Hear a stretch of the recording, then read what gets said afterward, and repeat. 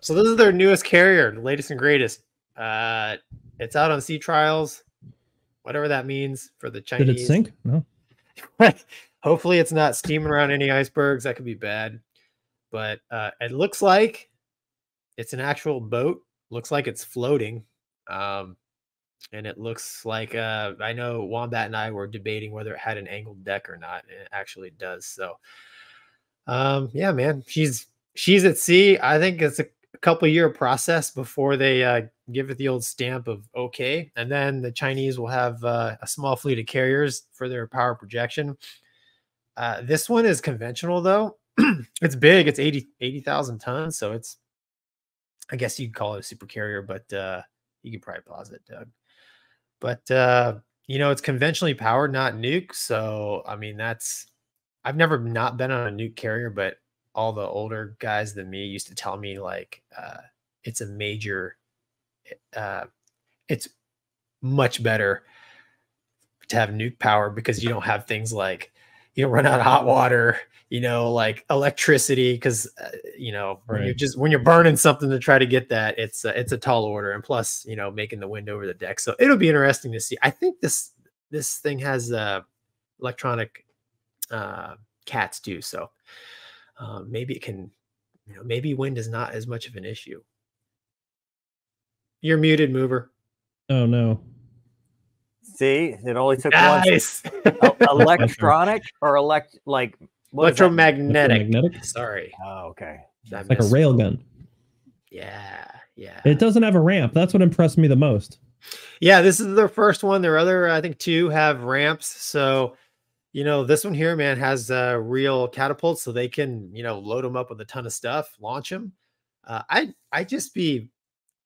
It would be interesting, like, to do an exchange tour to just see how the Chinese with China. Well, hold on, where's the banner? Careful. Easy.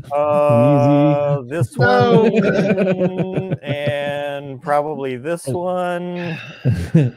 Dude, my point is, I'm super curious how they're going to run their operations. Just like not tactically, logistically. Like, this is their first big boat, right? This is the big canoe. So how are you going to feed your 4,000 or 5,000 people? Like, I kind of want to see, what does the chow line look like? You know, what does, I don't know, like what kind of facility they have on this thing. It'll be a fly on the wall of the Chinese carrier. Yeah, like, okay, day operations. This is, you know, how are they going to run it? You know, like recovery operations, just general maintenance. Like, how are they going to run their, you know, their maintenance and you know, deck procedures, stuff like that. Like, I'm just really curious if they, like, you know, pirated every single thing the Navy does and that's what they're going to do, or if they have their own way of doing things. The French do things a little bit different on their carrier than we do. So I would be very curious to see how the Chinese run their boat. Do you think they put up the helicopter to go pick people up out of the water, or they just go, well, they do like head full. They do like the Hot Shots guy with his hat, like, put a guy in the dinghy, we'll come back and get him later. Put some food in it. We're on mission.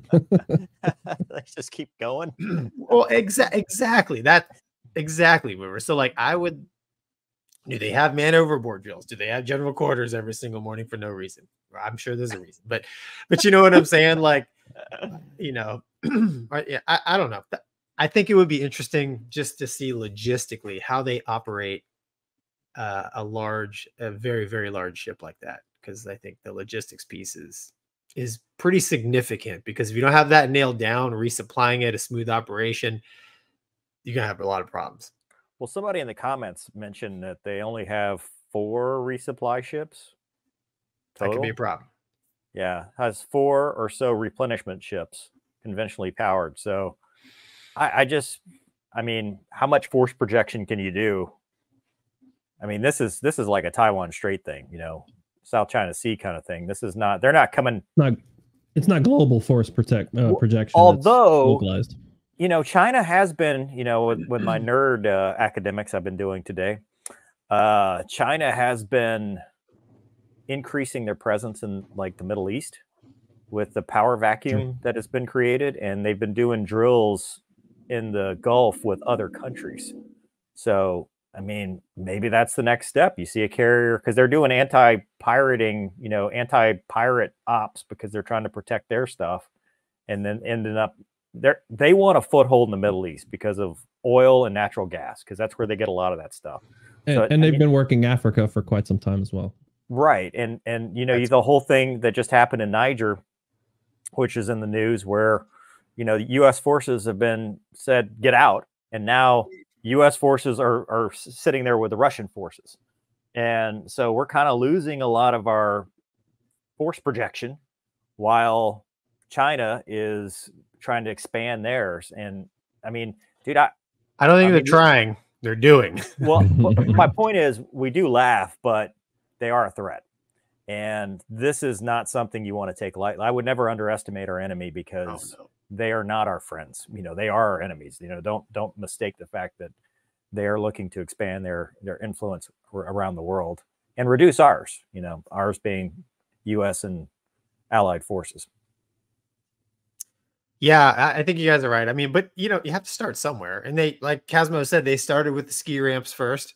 Now they've got the electromagnetic cats, and probably the next step is some sort of nuclear power. And once they have a nuke boat, that would give them, I think, a vessel that can actually project some power. Even though, I mean, it won't be much, right, if you have one, but you got to start somewhere.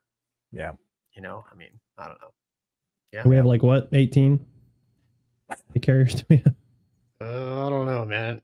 Yeah, no, I don't think it's 18. I can't remember. Don't touch our boats. Yeah, be close. They're very expensive. Don't touch our boats. They're very expensive.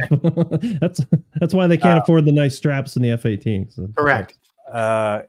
Doug says there's 21 replenishment ships. So, whoever said 4. Yeah, I was going to say Wikipedia says. Don't he do that says to me unless 4? it's correct. Could be the same guy. Says many. Yeah. Yeah.